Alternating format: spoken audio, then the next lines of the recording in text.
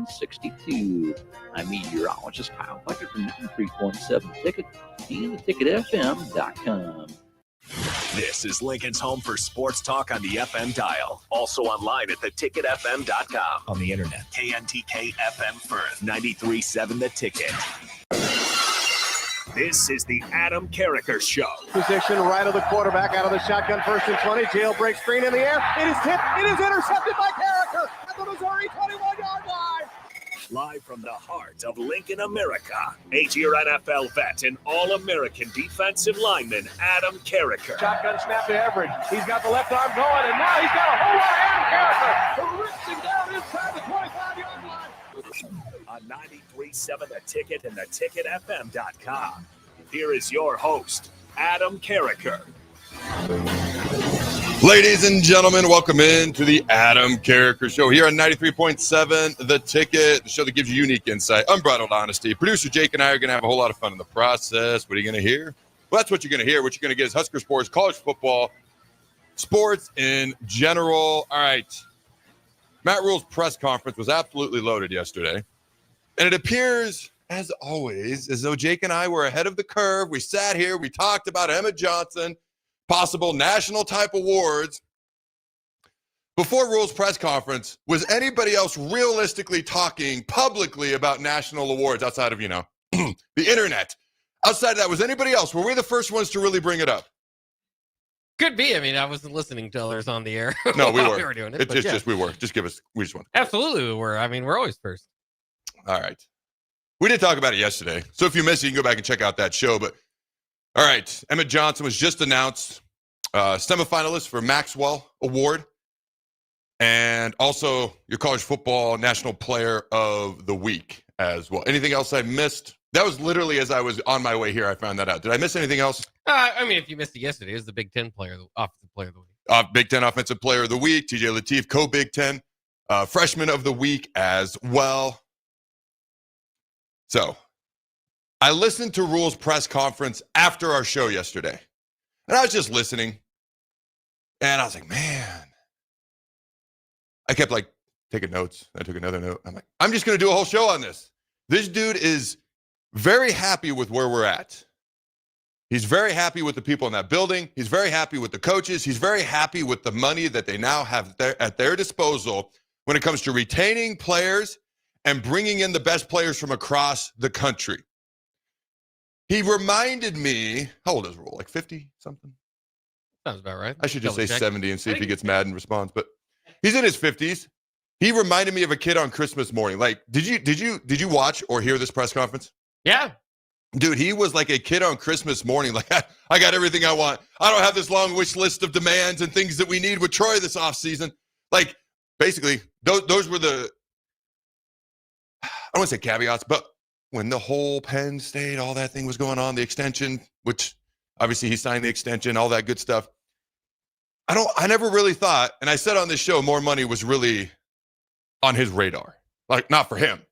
More money for the program he's trying to build was his concern. I think he made it pretty clear without coming out and saying it yesterday that was his concern, and he's very happy with where they're at. He basically, I'm going to paraphrase, says, not that we were ever a have-not. Nebraska's never been a have-not, but we are one of the haves now. He's like, maybe there's people out there who got a little bit more money than us as far as, hey, paying to retain your roster. By the way, he said all their good players are getting messages right now. Every single one of them are getting messages. The transfer portal window doesn't really open until January. They moved it back to January. And there's no longer a spring portal window, correct? Yeah. Yes. Spring game is back. Has it officially been announced? Can we just announce it here for them? No confirmation. Haven't reached out or spoke to anyone. But I'm just going to almost announce that the spring game is going to be back. They better be back. That's all I know. But basically, got the money to retain players. He likes who they've got a lot of young players. Got money to go out and get elite players. Got the people in the building that he likes where they're at. He has flat out said other coaches that he talks to are like, they're going to be leaving their current jobs, chasing another job that's similar to the job and where the current state of Nebraska's program is, and that also refers to the alignment. The alignment from the president to the chancellor to the AD to the head coach of the football program. When I sat down to listen to this press conference yesterday, I honestly didn't plan on talking about it today because normally if we're going to do it, we do it the day of. I was like, no. Like there's this note, and there's that note, and there's this note. And I'm like, this is a freaking loaded press conference. The bye week is not boring. So we're going to go through this thing. And like I said, he was like a kid on Christmas morning. It was kind of what he reminded me of with where Nebraska is at. Not really pertaining to what our final record will be, but building towards the future. He said, hey, we don't just have 2 games left. We got a whole month of football. Depending on when the bowl game, maybe a month and a half. When the bowl game is, maybe a month and a half. By the way, he was asked about a Florida bowl game. Said it would be great to play in Florida. You got a lot of Florida kids on this team, from Ja'Cory Barney to Shavers and more. Against I got the word here. Let's see. A premier SEC team is what he said. I want to get the right premier. If you ask them, they're all premier. By the way, did you see that? Because I put SEC bias in the headline. So if you go to @SEC Numbers Guy on X, he put this out, and I screenshotted it. Texas A&M has more ranked road wins than Ohio State and Indiana combined. Shots fired. Oh, wait, it's not done. These Big Ten schools can only hide behind their powder puff schedule for so long. Then you realize that the AP poll, good Lord, it's a joke. You realize that Ole Miss swapped, let me get this right. Nothing says SEC bias more than Oregon winning on the road at a team who was a top 20 team in the country in a minor tsunami, not a all-out tsunami, minor tsunami in an ugly way, beat up as a team, injured, injuries everywhere at Iowa, winning on the road to a top 20 team recently, all right, and they lose an AP slot. You know who gained an AP slot? You know who they beat? It was Ole Miss. They beat something called Citadel. Let me repeat that. Oregon goes on the road at Iowa, top 20 team at the time, wins a slugfest in the pouring rain, finds a way to out Big Ten, a Big Ten team. By the way, you are now officially a Big Ten team after that game, Oregon. Ole Miss plays, is this a high school? The local high school. They're in Oxford, Mississippi. I know what Citadel is. I'm just joking. My wife did ask me, she goes, what's Citadel? I go, my exact answer was it's a college that the SEC teams rotate playing in November when they get their third bye week in every year. Was my exact answer. They beat Citadel and they're ahead of Oregon and they moved in front of them while Oregon moves back. So the SEC bias, at first it was annoying. Then I started, like when I was younger, then I started to question it. Is it real? And then it became beyond obvious that it's real. Now it's just laughable. I don't want to spend a bunch of time on SEC bias, but I could not ignore the fact that they want to take a shot at Big Ten schools because of how many ranked teams we do or don't beat. And then, guess what? The SEC bias runs wild where? In the rankings, the people who determine the rankings. So you don't beat ranked teams, but we determine who's ranked, and we're going to use that against you. Does that make sense to you? People still like to use the eye test. Apparently, they don't appreciate how hard it is to win in Kinnick. It is hard. So the bias starts in high school. If you're from the South, I guarantee you're going to be rated higher more often than kids from the North because there's a Southern football bias, and I completely understand. Like, I will readily admit Texas, Southern football, it's a little bit more of a religion down there. Okay, fine, cool with that. But then inherently, the recruiting classes are ranked higher for the SEC teams. They get a lot of good players. They get a lot of good players drafted to the NFL. I'm not saying they don't. What I'm saying is there's a limit to what's reasonable, and then you get laughable and outlandish, and that's where the SEC bias goes into. If somebody came to me and said, I can make an argument the SEC is the best conference, okay, I could hear this argument. When people tell me it's not even close, it's not on the same level, they're the NFL of college football, that's where you lose me. By the way, Lane Kiffin said that last year during bowl season, if you recall. The same guy who also said, why do we want to play in our conference championship game? And honestly, that actually kind of makes sense if you're trying to make a deep run in the CFP. Look at the teams that won their conference championship games last year. The teams that were in the Final Four None of them were in a conference championship game, although Notre Dame probably never will be because they're not in a conference. But you start with the recruiting rankings being a little skewed. Then these SEC teams have higher ranked recruiting classes. And then they're more talented. We need to rank them higher in the preseason rankings. And then you don't drop a team because they were number 5. But if they'd have been number 20 and had the same record, same resume, they're out of the rankings. But because they started at 5 or 10 because of bias, they're still in the top 25. And now you get more ranked teams and more ranked teams on your schedule. And then you beat more ranked teams. Is this all tracking?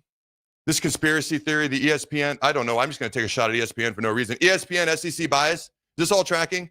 It definitely does. Okay, I'm done talking about it. I saw that, and then I got good news about Emmett Johnson. So congratulations to Emmett. And that put me in a better mood, but I already had the notes about Rhule's press conference. I'm kind of all over the place here. Is this making sense? Yeah, you're jumping, but each point makes sense. Yeah, I haven't been lost yet. Not yet? Not okay. yet. I better give a shout out to one of our good friends, partners, sponsors for this fine program before I completely go off the rails. Actually, I have my notes and I'm following them. My notes just weren't in very good order. I'm actually following the notes in the order that they're in. But as a former Husker and NFL player, I'm a bit of a health nut. Hydration and recovery. Ladies and gentlemen, they start at home. That's why you should team up with Culligan of Lincoln. Soft water means better showers, cleaner dishes, and it protects your water heater and appliances. Their high-efficiency softener cuts salt and water usage. For drinking, make sure you add a Culligan reverse osmosis. It is like bottled quality water right at your tap. Great taste, and it's certified to reduce tough contaminants like lead and PFAs. Right now, get up to $300 off a whole home system or just $9.95 a month for your first 3 months. Schedule your free water test at CulliganHuskers.com. That's CulliganHuskers.com. Culligan of Lincoln, water you love, go Big Red. I'm actually going to go in reverse order now because I scrolled down, and scrolling back to the top is going to take a while, so I have to do that at commercial break. So we're going to go a little bit of reverse order of my notes because they're all screenshots.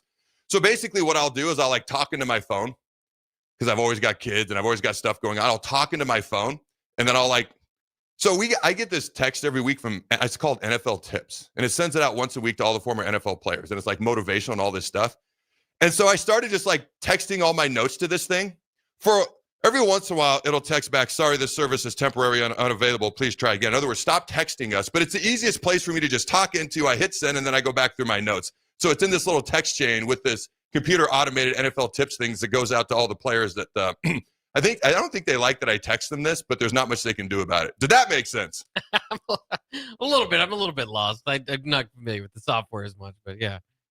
It's not really software. It's just an automated text chain that goes out to all the former NFL players anyways. Or at least I'm on whatever the list of this list is of people that get it. Okay. Let's see what we got here. So going in reverse order, he actually asked about the bye week. How are they going to do practices during the bye week? Said they weren't going to beat them up. It's a 2-bye week year, which I think is going to be pretty much the status quo going forward, which actually I like. If you're going to play, as a general rule, bigger brands, tougher opponents, more games with the college football playoff, I like an extra bye week, especially as the rosters get thinner because the players are second and third string. They're going to go somewhere else where they can play and make money. So I have no problem with a second bye week. He says they're not going to do any, there's going to be a ton of recruiting, high school, transfer portal type recruiting. All right. But they're not going to put in a whole lot of new stuff, X's and O's wise, which I thought was interesting, especially on offense. Okay, are they going to do anything?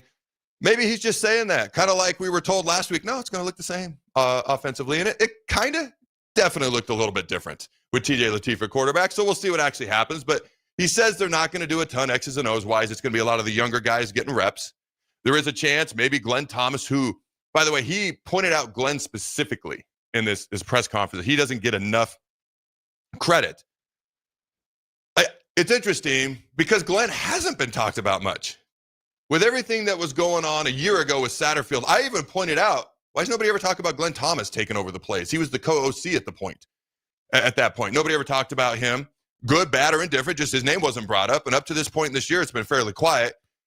But, TJ Lateef goes out, plays well, young quarterback plays well, highlights Glenn Thomas. And then he basically says, if you're a quarterback across the country, why wouldn't you want to come play for Dana Holgorsen and Glenn Thomas? Glenn Thomas is a guy who's done it for a long time, and it was actually kind of Matt Ryan. I believe Glenn Thomas was his quarterback's coach at one point. It was like, hey, you should hire Glenn Thomas. Matt Ryan. All right, former Boston College Eagle, Heisman Trophy semifinalist, I believe number 2 overall pick in the draft, if I remember correctly, and then obviously played at the Falcons for a long time. Let's see what else we got here. It says a lot of people all their good players are basically getting contacted right now. And he just kind of shrugs it off like it's college football. It is what it is. You know, sometimes coaches get hot about it, but what are you going to do? All right.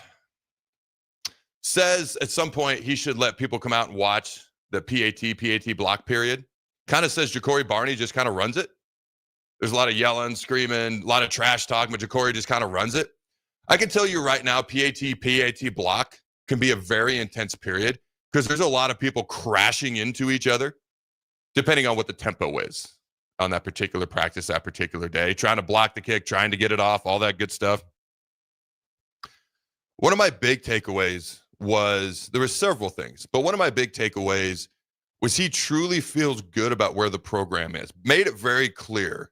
Other coaches want their program to be where Nebraska is now at. It took 3 years to get here financially. It took 3 years to get here alignment-wise. He's got the right people in the building. He's got young players. He feels like they have the ability to retain their young players. I'm going to point this out. I'm not saying we're going to win a national title next year, but look at Michigan 2 years ago. They had so many players coming back. Look at Ohio State last year. They added Caleb Downs and the running back from Ole Miss, whose name escapes me at the moment. But other than that, they retained everybody. They had a majority of their starters coming back on offense. On defense, I apologize. 8 of their starters were back, guys who could have all been NFL draft picks, almost all of them anyways. Most of them were, after they did go, the guys who left. And, I mean, you kept a lot of the guys that you had on offense, from J.K. Dobbins, Emeka Egbuka, guys who were first, second round picks. So, again, I'm not saying Nebraska's going to win a national title next year. I'm not saying they are or they aren't. What I'm going to say is the key isn't building through the portal. Just ask Deion Sanders. Ask Mike Norvell. Oh, by the way, I don't know how many people caught this. I can't be the only one. He put it out there once, maybe twice, but at least once. There are other people who left Nebraska last year who probably wish they were still here. He kind of had a little smile. Immediately in my mind, it was like Florida State ? Exclamation point. Like, is he? He's not going to say that, but is that what his little smile was about? You know what I'm saying? So, and I'm not trying to take a shot at anybody. The grass is not always greener, is what I'm saying, because he wants people to buy in. He wants, like he said, Emmett Johnson waited his turn. Emmett actually went into the portal briefly, and he said when Emmett was trying to decide whether to come back or not, he said, money wasn't really brought up as how are you going to use me? What are you going to do with me? And if you remember, he wasn't thrilled with how he was being used a year ago at certain points, until about November rolled around when Holgorsen got here. So that actually tracks, and that makes sense, and I believe him in that sentiment. I'm sure money was brought up at some point, but the driving factor seemed to be, how are you going to use me? What's the plan here? You look at the portal, and if you try to build through the portal, it can't be the foundation of your program. Again, look at Florida State. It worked for 1 year. Look at them since. It worked for, by the way, maybe Shedeur Sanders does deserve to be in the Colorado Football Hall of Fame or have his jersey retired. What was his number retired? Yeah. Maybe look at that team this year. Maybe they were better than we realized, Jake. Did that dawn on you at any point? No, he didn't. But I saw that joke somewhere, and I'm like, that's actually kind of funny. If you look at how bad Colorado's struggling this year without Shedeur, without Travis, it's almost one of those things where if you try to make the foundation of your program through the portal, it's not going to work. You want to make your foundation, your recruits, your coaches, retaining guys, building them up, developing, and then you kind of like, all right, we're missing a piece over here. Let's go get a guy out of the portal. We're missing a piece over here. Let's add here. It's like the add-ons. It's like you've got a plain cake that's great, but you might be missing this little topping here, or that little top, or big bowl of ice cream, whatever dessert you want to use, and you're adding the toppings that just put it over the top and take it to the next level. That's kind of how I see the transfer portal. And I think that's kind of how Rhule's looking at it as well. He did make a statement, and I wanted to get your quick thoughts on this. He said last year that they won the portal. Last year they won the portal. I immediately thought of Jake Bachman. I did. What are your thoughts on that particular statement?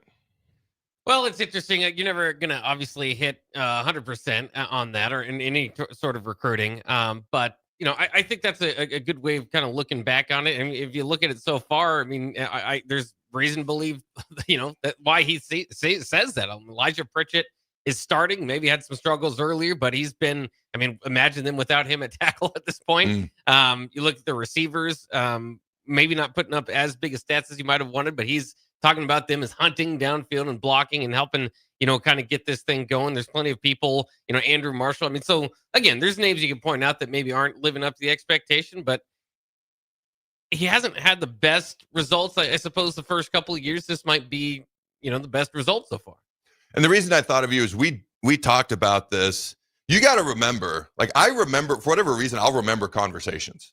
I'll remember faces. I don't remember names great. I'm working on that. I got to get better at that. But conversations from months ago, I'll remember them. Or faces, I'll remember them. And you and I talked once, if not twice, about needing to have a higher batting average in the portal than he had the first year or two. And that's why I immediately thought of you, and I wanted your take on it. I would say the batting average, nobody's going to bat 1,000, but it went up this year. But that's why I wanted to get your take on that particular thought that entered my mind right there. Let's see what else we can get to before we go to break. We have some clips today. What's the last one I sent you? Wasn't it a Rhule one? Yep. Does it fit with? So it sounds like I'm unorganized. I'm really not. What happens is I'll see a clip and I'll send it to Jake, and then it won't be until the next day as I'm putting the show together. But a lot of stuff happened right before the show today. And so that's why my notes are a little discombobulated. The Rhule clip, it kind of goes with what we're talking about here, right? Yeah. Yeah, no, it does. Go ahead and roll it. What I learned last year was, all right, some people left, I love them, wish them the best. I bet you some of them wish they could be back here right now, to be quite honest. And then, some people thought about leaving, and like Emmett thought about leaving, and not for money, not for just, hey, what situation, how are you guys going to use me? I bet you Emmett's pretty happy he's here right now. So, but some guys like some guys like, hey, they're in a good situation. I'm proud of them, excited for them. So everybody will be a little different, but I'm no longer worried about, we got what we need to go get the best players in the country. And they all, where else can you go? And we keep walking in other people's stadiums and taking over their stadiums in the Big Ten. It's pretty elite. So you can come here and have an amazing experience. Yeah. So that was a lot of what I just chatted about, actually. So we're going to shout out Emmett Johnson one more time. I have a feeling we're going to talk about Emmett a few more times before this football season is over. And these are directly from Rhule's press conference. The notes I took directly from Rhule's press conference. All right, Emmett Johnson leads the country in yards from scrimmage. He also, leads the nation when it comes to accounting for a percentage of their team's total offense. 37.1% he accounts for. For perspective, think about all the love that, no pun intended, all the love that Jeremiah Love, the running back from Notre Dame, deservedly gets. He's a beast. Would you draft him first round? I think so. He's up there. Dude, running backs don't get drafted first round. I take him first round. For perspective, Jeremiah Love, the running back at Notre Dame, is number 2 in the country and accounts for 29%, which is absurd of Notre Dame's offense. There's a huge gap from 37 to 29. Just think about that. Emmett Johnson is one of only 3 players in the FBS with at least 10 rushing touchdowns and 3 receiving touchdowns. He's the only running back in the FBS with 4 100-yard games in conference play. And one of the points Rhule made, and I thought it was great, was a lot of Emmett's yards because he didn't play a ton against Akron and Houston Christian. I've talked about that, trying to keep him fresh. He missed 3.5 of those 8 quarters from those 2 games. Okay? And that was by design and very smartly done. So the yards he has, the rushing yards, the receiving yards, they're in conference play. Sometimes you get these schools in the SEC. Well, they're really good teams. Again, I have respect for the SEC. I just get annoyed by the over-the-top, ridiculous self-absorption that they have when it comes to football sometimes. And lack of humility is another way to put it when it comes to football with some folks, not everybody. But he didn't say SEC, but he said sometimes there's teams, they get all these gaudy stats when it comes to a kickoff return or punt return or rushing yards or receiving yards, and it's in, versus teams like an Akron or a Houston Christian, and that tends to sway everything. No, Emmett's yards have come in conference. And Kenneth Williams' return yards have come in conference, his major returns. If you think about, what is it, USC and Maryland were the 2 ones that stick out? Those are, you can argue whether they should be, but those are Big Ten teams, correct, Jake? Right? Oh, yeah. Okay, all right, just making sure. All right. Let's see. Most rushing yards for a Husker since 2014. You know who that back was? That's Amir. Amir Abdullah. You know what he was also? A Doak Walker Award finalist. Just pointing that out for no apparent reason. Most touchdowns for a Nebraska player since Amir Abdullah had 22 in 2014. Again, what award was he a finalist for? I literally just said it. Are you reading text? Doak Walker Award. Doak Walker. All right. I think we can head to break on that. I got a whole bunch of other notes. We got 2 more clips. Is there anything off the text line before we go? I know you were busy reading text there. There's a question here. If you could have 2 players that transferred out of Nebraska back on the roster this year, who would it be? Oh, that is an intriguing question. I don't know if it's one I want to answer, though, because my answer is 0. Because if they don't want to be here, I wish them the best of luck as they go where they want to be. Now, if I guarantee the intent was if they wanted to be here, they never left, they could stay. But you don't want people here who don't want to be here. So my answer is 0. Even if some of those players would have technically maybe made us better from a physical standpoint, there's a reason Rhule's excited right now. Again, I'm not saying we're going to win or not win any championships next year, how this season's going to end. But when you look at where the program was 3 years ago and how he clearly felt about it walking through the door versus where it is now, giddy like a kid on Christmas morning at that press conference yesterday is how it came across to me. He clearly likes where we're at, okay? And compared to other teams that we're trying to compete with and beat on the field, it starts off the field with things that you have or do not have. I don't know. Nobody's really popping into my head. I mean, I want to take a shot at James Williams, but no, I'm not going to. Dante Dowdell, it would be nice to have a number 2 running back, but, he left pretty quickly early on. That wasn't even a hard decision. It didn't seem for him. Nobody really pops in my head. Do you have anyone, Jake? No, not necessarily. I mean, Jamari Butler threw out there, but I mean, there's not.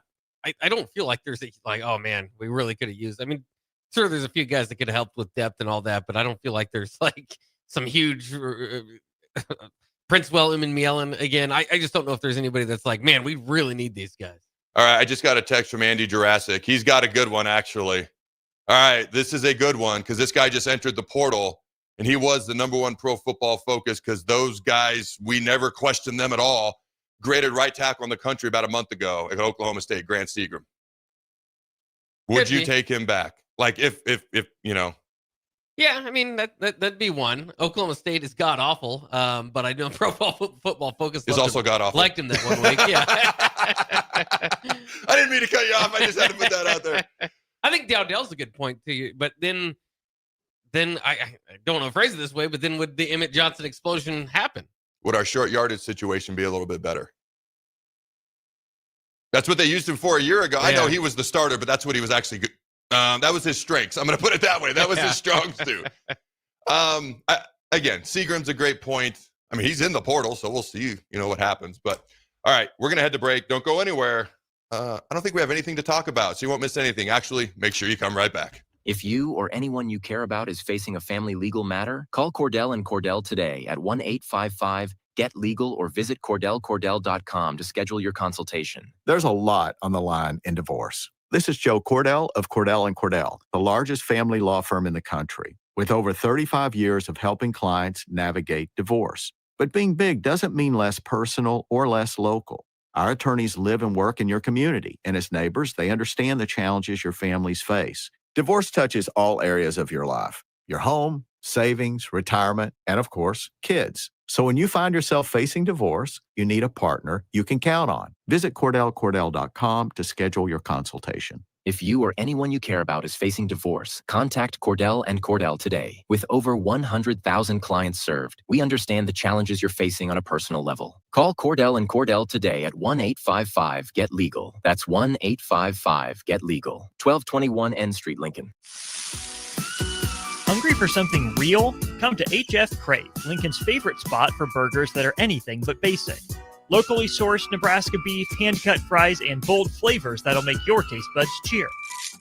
Mmm. Whether you're craving the classics or ready to try something wild, they've got the burger that gets you. HF Crave. Fresh, local, craveable. Find them at 48th and Holdridge or order online at hfcrave.com. Shuizo Construction is now hiring for skilled craftsmen, steel erectors, concrete workers, and general laborers. Shuizo Construction offers great benefits like premium wages, health and dental insurance, paid holidays and vacation, 401k with company match, life insurance, and disability insurance. They pride themselves on a legacy of 40 years built on integrity and trust. Joining their team means becoming part of a family that values hard work, dedication, and mutual respect. Apply today at schwizow.com. That's SCHWISOW.com. Rick Heyman here from Sauter Heyman Jewelers. I want to personally thank our great customers for voting us once again the best of Lincoln. At the same time, we're celebrating our 120th year in business in the great state of Nebraska. You can count on Sauter Heyman for the very best quality, value, and customer service. When it comes to your jewelry needs, visit us at South Point, Grand Island, and the Outlet in downtown Lincoln. Visit us today at sauterheyman.com, and thank you for your continued trust after all these years.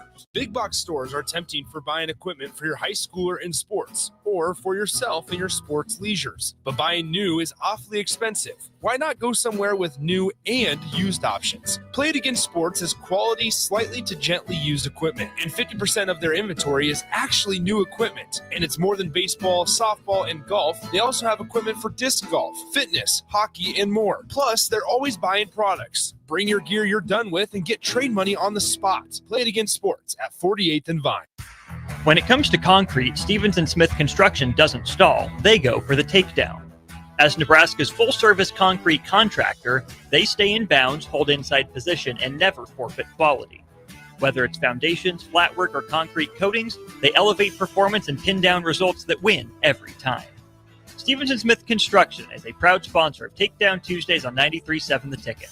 Because when it's time to wrestle with concrete, Stevens & Smith Construction slams expectations. Tired of asking what's for dinner? Nourished for Life has got you covered. At Nourished, they're a local meal prep company that delivers fresh, chef-crafted, healthy meals straight to your door. Made from wholesome ingredients and ready when you are. No shopping, no chopping. Just heat, eat, and enjoy every night of the week. Fuel your busy days with balanced meals that are designed to keep you satisfied and energized. Visit nourishedforlife.co to purchase meals and taste the convenience of home-cooked comfort without the hassle.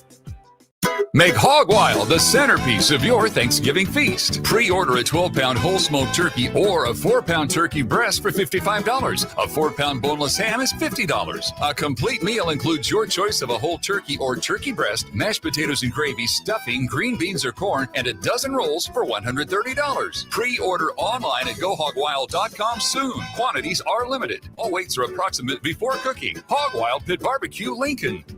But don't be late, we close at 8. For remote starters, audio upgrades, and more, there's only one place to go. Auto Sounds of Lincoln at 48th and O. This is the Adam Carriker Show on 93.7 The Ticket and theticketfm.com. Welcome back, ladies and gentlemen, to the Adam Carriker Show here on 93.7 The Ticket. It is the noon hour, and you know what that means? It's lunchtime. Here on the Adam Carriker Show on The Ticket. It's sponsored by our good friends at Mulberry Barbecue, now with 2 locations at 11th and Cornhusker and at 61st and Apples Way, right off of Highway 2 by Lowe's. Both locations are open Monday through Saturday from 11 a.m. to 8 p.m. Try their burn-in sandwich, a brisket burrito, barbecue nachos, full slab of rib, half-smoked chicken, and much more, plus incredible sides. Get fueled for lunch today or make dinner plans at Mulberry Barbecue, located at 11th and Cornhusker and at 61st and Apples Way, just off of Highway 2 by Lowe's. All right, Andy sent me another text. Nate Borkisher. I want to use our tight ends more, by the way, randomly out of nowhere. They weren't targeted this past week, were they? I like to see him get the ball more in general. But hey, what we did last week worked too. So let's keep doing more of that. But yeah, Nate Borkisher is another fair one. I just think of that game-winning catch he had up in South Bend against Notre Dame. But wish him nothing but the best. Original walk-on, right? I think so, yeah. Dude, I always have a special place in my heart for walk-ons, even if they're playing for another university. All right. Let's see what else we got here. I made a couple of notes during the break. Now, you mentioned that one person asked, how do I phrase this? Maybe a little skepticism about how much money we actually have, you know? I'm going off what he's telling us. For me, I'm just going off what he's saying. Like, I basically have said what he said at the press conference. It seems genuine. He seems excited. We'll see what actually happens. He was asked about the defensive line specifically and if they're going to, bringing some new defensive linemen throughout the portal. He doesn't ever directly answer the question. That's when he talks about the ability to retain players and young players. At the very end, he says they're going to basically keep adding players, but he's not specifically talking about the D-line, but it was at the end of a longer answer, which originally started towards the D-line. So I can't help but wonder if it was his way of answering, but kind of like, I don't want to say this roundabout way, because he was really talking about retaining players, making this a place that the best players in the country want to come to. You've got the money to do so now, and we're going to keep adding players. So I would be surprised if they don't obviously add players as a whole, but maybe along the defensive line a little bit as well. That's not a shot at those D linemen. Like when I was in the NFL, if they drafted a guy, guess what? Hey, our unit should be better, and the competition just went higher, so my plays got to get better. You know what I mean? Like, that's how I viewed it, and that's how I looked at it. Anything else off the text line there, Jake? No, just that. Yeah, the con was all sounds pretty hollow to me, guys. We literally don't have a running back, too, because we didn't have money to pay for it. It just doesn't add up. They keep pumping sunshine about how well we are set up financially. I just don't believe that. Dude, he's talking like now. Now. He's talking about now. Now you guys have got me doubting it too. But he is. He's talking about now. He wasn't even talking about 2 months ago. Like, I think when that extension was signed, I think a lot of it was dictated on how he felt about the financial situation, the ability to keep coaches. He doesn't want three coordinators. Like, he wants to keep Dana. He wants to keep Eckler. He wants to keep Butler. He wants to keep the coaches. It was probably the moment that extension was signed was probably the real signal to Husker Nation. Matt Rhule feels much better about the financial situation. So even a week before that, probably a reason it wasn't signed yet. I don't know deets. I don't know all that stuff, but that's kind of my take on it. Let's see what I got here next.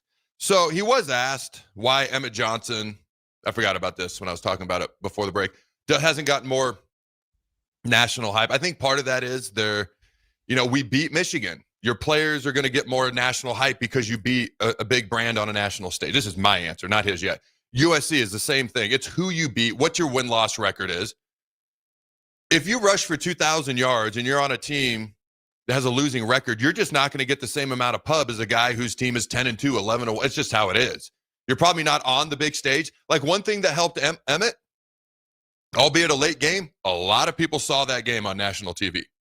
Like, that was a huge thing that was seen. If you're not seen, it's why it's harder for West Coast players, because now their games are so much later. As we just saw, that's not even a late game for a West Coast team, by the way. There's West Coast games that end at like 1, 2 in the morning. That was 11:30. That was actually before midnight. I was pleased with that, by the way.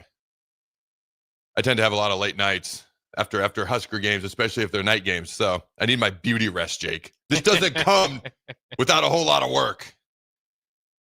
Imagine if I didn't put work into it, how bad it would be. I got a face for radio, right, Jake?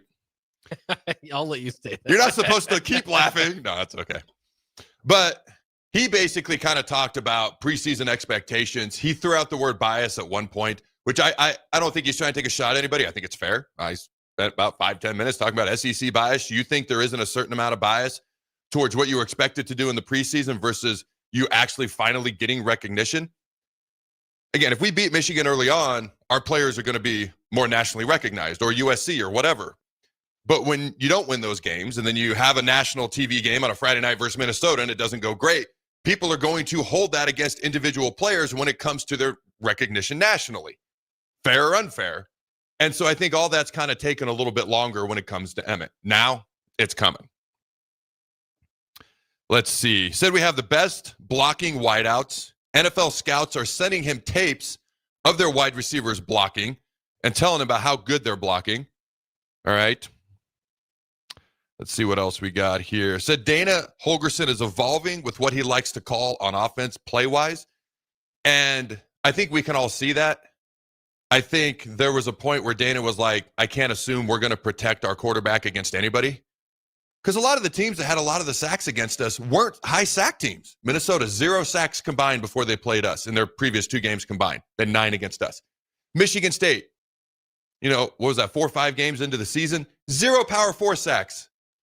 Was it 5 against us? Michigan had 7. Michigan's got some pass rushers. But then you go against Maryland, who was number 1 in the Big Ten. They had 1 that day. You look at the past, what is that, 2 games combined? Is it 1 sack allowed since the Minnesota game? And Rhule talked about how USC, has athletes and they have pass rushers. And we have other teams who maybe weren't typically getting after the quarterback as much before they played us that had high sack numbers. And it's a lot of that's about Dana kind of like, all right, this is what works, this is what doesn't.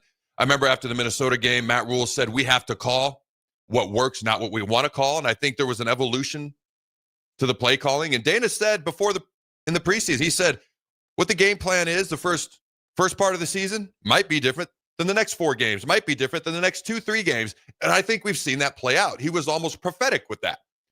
And there's a learning and a growing and evolving process with that. Matt Rhule says Elijah Pritchett has played really well. You pointed that out early on. He's played much better these past few games. Says recently they've wanted to come out and establish the run early on. I think that is easy to see. That is clearly something they wanted to do, is establish the run early on these past few games. Ever since the Minnesota game, it has been very obvious. Emmett Johnson is actually, how many times he's touched the ball in the past 3 games combined? Do you have a guess? 95? Or he carried it 84 times. 84. Carries, yeah. All right. He did openly talk about the fact that Emmett Johnson may go to the NFL a couple of times. All right. What are your thoughts on that real quick? And we'll see how the rest of the year plays out. He's going to be a good NFL back. If you were, like, Emmett picks up the phone. He calls Bad News Bach. Now, he doesn't call Bad News Bach because he wants good news, but not bad news. But he calls Jake Bachman. Jake, what do you think I should do? Do you think I should go this year? Do you think I should go next year? What would you say to him? I mean, obviously he's got to get the evaluation right now. Mel Kiper's got him 8th. You want to make sure that aligns with how pro teams have you. Unfortunately, and Matt Rhule kind of said it, didn't want to say, too much, but if you're running back, you're this high. I mean, you're one of the 13 Maxwell Award semifinalists. I don't know if there's a whole lot more you can do as far as making you a bad. I mean, you could say go from the 8th rated guy to the 1st rated guy. But sometimes in evaluating these guys, going from a junior to a senior, another year, a lot more carries, especially for a running back. I would probably tell him I'm enjoying this. I'll split it this way. I'm enjoying this run as if it's his last, because I think it would probably be best, as it is for the running back position, to go in when you're hot without more miles on your tires. So that's absolutely one way to look at it. Like, the running back shelf life is probably the shortest shelf life of any position in football. It just is what it is. Which is interesting because he was asked about Emmett's durability, and he said he doesn't take a lot of big shots. Matt Rhule said Emmett Johnson's superpower is that he makes people miss, so he doesn't take a lot of direct shots. Now, to be clear, I have made this comparison in the past, and I will clarify again. I'm not saying he's Emmitt Smith. That's not what I'm saying. What I am saying is when I watch Emmett Johnson, Emmitt Smith had ridiculous jump cuts. So does Emmett Johnson. He had insane balance. So does Emmett Johnson. He tends to find holes where I didn't know they were even there until I slowed down the film to about 1/10 the speed, but he's doing it in real time. Emmitt Smith. Now, Emmett ran behind one of the greatest offensive lines, the Great Wall of Dallas, if not the greatest in NFL history. Multiple Pro Bowlers, couple of Hall of Famers. But Emmett, and I'll point this out again, in 93, after they won the 92 Super Bowl, he held out. Him and Jerry Jones couldn't get along. Micah Parsons might know something about this. And he held out the first 2 games. The Cowboys started 0-2. He came back for game 3. They never lost again, including the Super Bowl the rest of the year. So he obviously had an impact. Part of that was the rookie backup running back they had was not ready to play at all. And if you watch those first 2 games again, or just highlights, it's rough. My point is, Emmitt Smith was not the biggest dude. He was not the fastest. He was not the strongest. And he rarely ever took direct hits. He has one of the longest careers an NFL running backs ever had. Again, I'm not saying Emmett Johnson is Emmitt Smith or he will or won't have a long career in the NFL. I actually think he will, but I don't know. When I watch him run, there's a lot of similarities. Not the biggest, not the fastest, not the strongest, just doesn't go down and just really freaking good. Can catch the ball out of the backfield, can find holes and make people miss, and doesn't take direct hits. Like when Rhule was saying this, I was like, it's more that guy with the star in his helmet from decades ago. You know, they were actually my favorite team when I was a kid. Now they're my least favorite team. Ever tell you that quick story? Uh-uh. Really quick. They were my favorite team growing up. Again, I was born in Hastings, but grew up in the state of Washington. My dad's job took him up there, so that's where I grew up. And this was when, like, the Bills played in 4 straight Super Bowls. You know, the Giants beat them. The Redskins dominated them. The Cowboys beat them back-to-back. But the Cowboys became my favorite team, especially when I've talked about my favorite NFL player at the time was Deion Sanders, okay? Joined the team. And so all the way up until my rookie year. And, you know, I really got into college football a lot more as I got older, especially when I was in college football for obvious reasons. But my rookie year, we go play at the old Hole in the Roof. Not Jerry World, the old Hole in the Roof stadium. And I don't know why. I just walked out of there absolutely loathing and hating them that day. And I've really, really disliked them ever since. And then you go play for the Redskins, and that's the creme de la creme of their rivals. Like, it is Dallas and it is Washington, and that is their rival. And it just fed perfectly into how I felt.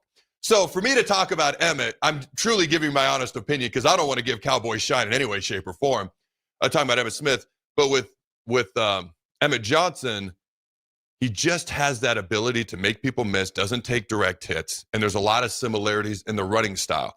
So there's a short shelf life, but this could actually help Emmett Johnson have a longer NFL career because he's obviously going to have an NFL career. I believe he's going to have a good one, but it could help him do it a little bit longer. There's an argument to be made, short shelf life, go when you're hot. There's another argument to be made where maybe another off season in the weight room. Can you put on 10 pounds and maintain your speed? Or maybe if you don't put on any weight, maybe just get a little bit faster but maintain your weight. Like, how plausible is that at this point? But because that's an argument that could be made. Because when you listen to national pundits, like, I think Emmett's a rock star. I sat here and pounded the table for him a year ago. Why isn't he playing more? Now I'm like loving like the fact that he's getting this recognition. Plus, he's just a genuine good human being. Like, he really is. How do you not root for a guy like this, especially if you get to know him a little bit?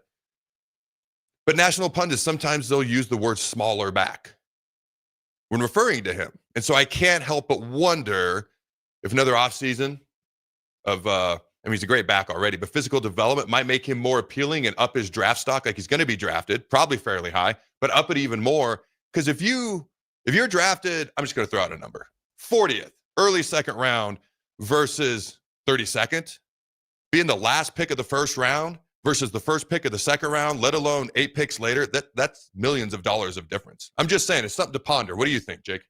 Yeah, I mean, there's going to be an argument to be made there. And then obviously NIL age, you maybe can match what you could do that rookie year. A lot of though, it'd be a lot. But the other thing is that second contract in the NFL, you're putting that off, another year.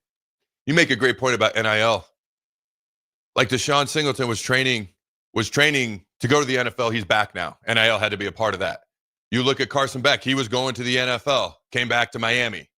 You can argue whether Miami fans are happy or not, but he came back because of NIL. NIL plays a huge part in this now. All right, ladies and gentlemen, don't go anywhere. We'll be right back. Make Hog Wild the centerpiece of your Thanksgiving feast. Pre-order a 12-pound whole smoked turkey or a 4-pound turkey breast for $55. A 4-pound boneless ham is $50. A complete meal includes your choice of a whole turkey or turkey breast, mashed potatoes and gravy, stuffing, green beans or corn, and a dozen rolls for $130. Pre-order online at GoHogWild.com soon. Quantities are limited. All weights are approximate before cooking. Hog Wild Pit Barbecue, Lincoln. But don't be late, we close at 8.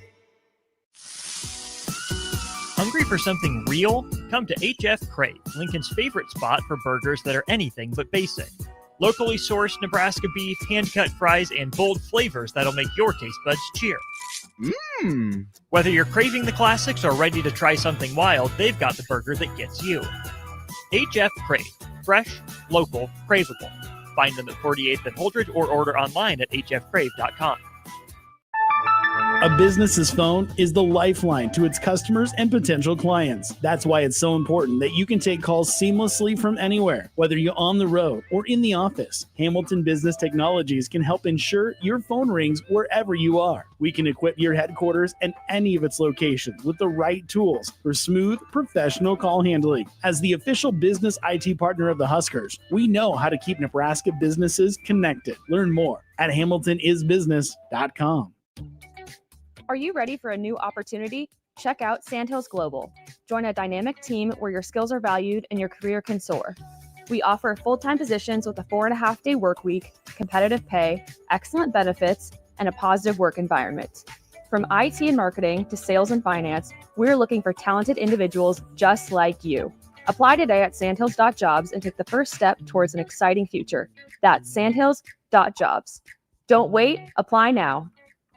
Rick Heyman here from Sartor Heyman Jewelers. I want to personally thank our great customers for voting us once again the best of Lincoln. At the same time, we're celebrating our 120th year in business in the great state of Nebraska. You can count on Sartor Heyman for the very best quality, value, and customer service. When it comes to your jewelry needs, visit us at South Point, Grand Island, and the Outlet in downtown Lincoln. Visit us today at sartorheyman.com, and thank you for your continued trust after all these years. Ticket listeners know a dream team when they see one. At Applied Connective, we've been in the game for 20 years and have developed a team of world-class leaders in all things IT. From cybersecurity and Microsoft products to physical security, audio-video, infrastructure, business phone systems, and anything in between. We'll help you leverage technology to become your most secure, efficient, and profitable. Head to our website to check out real reviews and testimonials and sign up for a free tech consultation. We can show you where you might be vulnerable, inefficient, or overspending. It's a game changer, and it's totally free.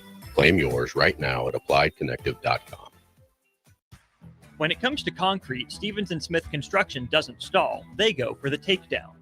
As Nebraska's full-service concrete contractor, they stay in bounds, hold inside position, and never forfeit quality. Whether it's foundations, flatwork, or concrete coatings, they elevate performance and pin down results that win every time.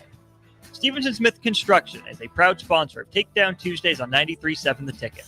Because when it's time to wrestle with concrete, Stevens & Smith Construction slams expectations. Select Plumbing and Utility has been serving Lincoln and the surrounding area for 14 years, and they're not slowing down. Select Plumbing and Utility handles all your plumbing needs from faucets and water heaters to full renovations, and they can even help with your heating and cooling needs. They're also Lincoln's underground experts, repairing and replacing broken underground water and sewer lines since day one. Contact Select Plumbing and Utility today at 402-560-6197, assuring excellence in every situation, opportunity, and challenge. That's 402-560-6197. Hi, Sean Callahan here for Coppell Chevrolet GMC, the #1 fastest growing GMC dealer in the Omaha and Lincoln area. We are going to keep this train rolling in a big way with new half-ton and 4x4 pickup trucks starting at $12,500 off list price or 0% financing. You heard that right, $12,500 off list price or 0% financing. You pick which one works better for you. Please stop on in the dealership and meet the team or check us out at coppellcars.com. Stock number C280930. All deals with approved credit. There's always a new experience to be had at Arbor Day Farm in Nebraska City. From events, adventures, wine tastings, or the Discovery Ride, you can never get tired of seeing what the property has to offer. Make a weekend out of it by staying at the Lead Lodge and enhance your stay with their special packages that include luxurious treatment. Learn more or book your adventure today online at arbordayfarm.org. This is your year to win way more than bragging rights. At Warhorse Casino, your love of the game could earn you serious cash. The Pro Football Frenzy is free to play with cash prizes all season long, like up to $1,000 weekly, with your chance at $1 million, all while earning tier points and comp points every time you place a sports bet. Only at Warhorse Casino. Wagers may only be placed on Nebraska-based teams when played outside the state of Nebraska. Must be 21 or older to gamble. Gambling problem? Call 1-833-BET-OVER. This is the Adam Carriker Show on 93.7 The Ticket and theticketfm.com. Boom! All right, welcome back, ladies and gentlemen, to the Adam Carriker Show. We have 2 more clips. You'll get to hear them on Thursday. Real quick, because we do have an interesting question from the text line, but before we do that, Rhule did talk about Nebraska doesn't tend to have many possessions. They tend to go on longer drives. They only had 3 possessions in the first half against UCLA, and then he kind of goes, scored on all 3 of them. But they don't tend to have a lot of possessions in games. It tends to be longer drives. Their opponents tend to have longer drives because you're not going to beat them over the top of the big pass. You're kind of if you're gonna move the ball, it's going to be the leaky runs underneath sometimes anyways. So he said the next evolution or the next step for Nebraska is forcing more turnovers, forcing more 3-and-outs. But turnovers, then you get a short field, you score, and then that's how you blow teams out. And he said that's what Indiana's doing. That's the next step for Nebraska. He also gave a humongous shout out to the fans. Like, legit have taken over 4 different stadiums this year. Shout out to my man Terrell. I know it's not Oregon or Ohio State. We'll work on that, lefty. But Maryland, Arrowhead, obviously, Memorial, and what's the Rose other Bowl. one? Yes, thank you. I was like, I'm blanking on the most obvious one here. 4 of them been taken over. I know Arrowhead's not technically a Big Ten state, but it's NFL. I'm going to count it. 4 Big Ten-ish stadiums. All right. The Adam Carriker Show is sponsored by Hamilton Telecommunications, bringing you the latest in quality technology and communication services since 1901. Learn more about the residential and business services at HamiltonTel.com. That's Hamilton, TEL.com. Also, this fine program is sponsored by our good friends at Suizo Construction, where safety isn't just a policy, it's a promise. Suizo is hiring skilled craftsmen, laborers, concrete workers, and steel erectors who value quality work and a team that has your back on and off the job site. Apply today at Suizo.com. 40 years strong in business. Suizo Construction, that's SCHWISOW, Suizo.com. All right, what's the question there, Jake, before we get out? We did have a few thoughts real quick. Somebody did say that Emmett Johnson reminds them of Derek Brown. So there's a comp. So, and I told you during the break, I chatted with Amon Green recently. Of all the running backs in Nebraska history to bring up, he brought up the same exact guy, Derek Brown. Also, Gus Mohawk has a question here. Adam, did you have a chance to go to the league after your junior season? Also, if you were EJ and got a decent draft score, maybe later ones, would you go to the draft? Running backs don't last as long as the NFL as they used to. So, first of all, if I'm Emmett, I'm going to compare, if I get evaluated for the draft, which I would probably do, where would I go? What's that number or that round typically make? Hey, Matt. Hey, Coach Rhule, good friend. Buddy, how much can I get in NIL? It's business. This is what I would do. And I would compare. The other thing, I would give the tiebreaker to Nebraska, and here's why. Not just because I'm a Nebraska homer. I would give the tiebreaker to Nebraska because I know Nebraska is going to utilize me a ton. All right? In the NFL, you don't know just yet. You may have an idea. You don't even know what team you're going to play for. When it came to, you don't even know what part of the country you're going to live in. The night before I got drafted, I looked at my wife before I went to bed, and I was like, well, we could go to Seattle. We can go to Miami.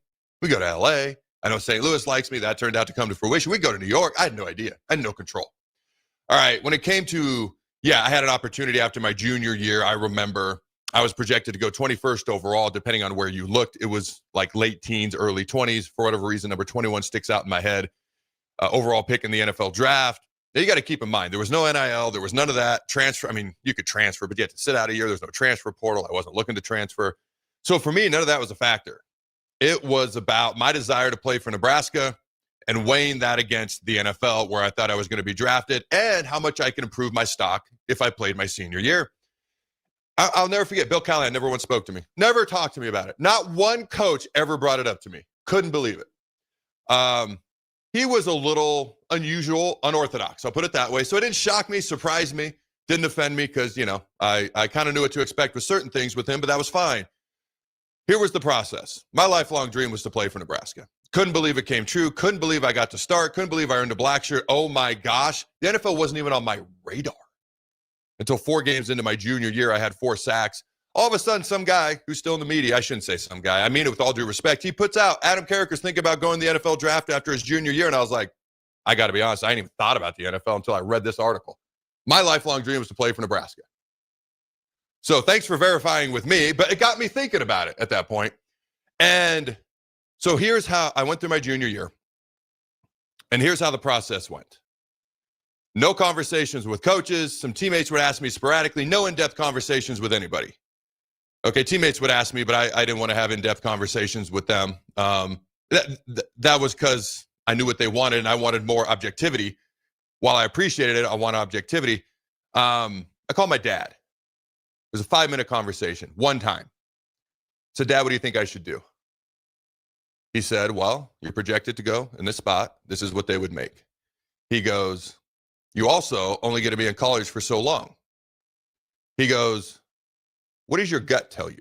And I said, well, my lifelong dream was to play here. He goes, well, what's more important? Your lifelong dream and living it out one last time and then never being able to do it again?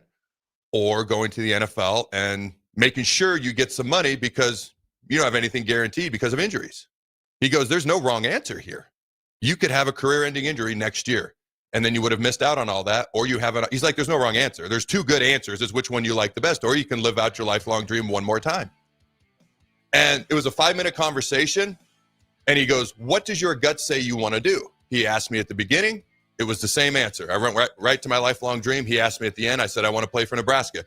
That was it. It was a book-ended 5-minute conversation. And then I picked up the phone. I called Callahan, and that was a wrap for me. So that was my decision-making process. I didn't have some of the opportunities that like Emmett's going to have, and I'm happy for him. But that was my process. When it comes to Emmett, you're going to have to evaluate NIL versus NFL draft stock versus NFL longevity versus, hey, maybe he's having a blast here right now.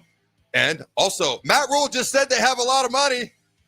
I'm just throwing that out there, Emmett. They said they have a lot of money. Make me your agent. I'll only take 51%. All right.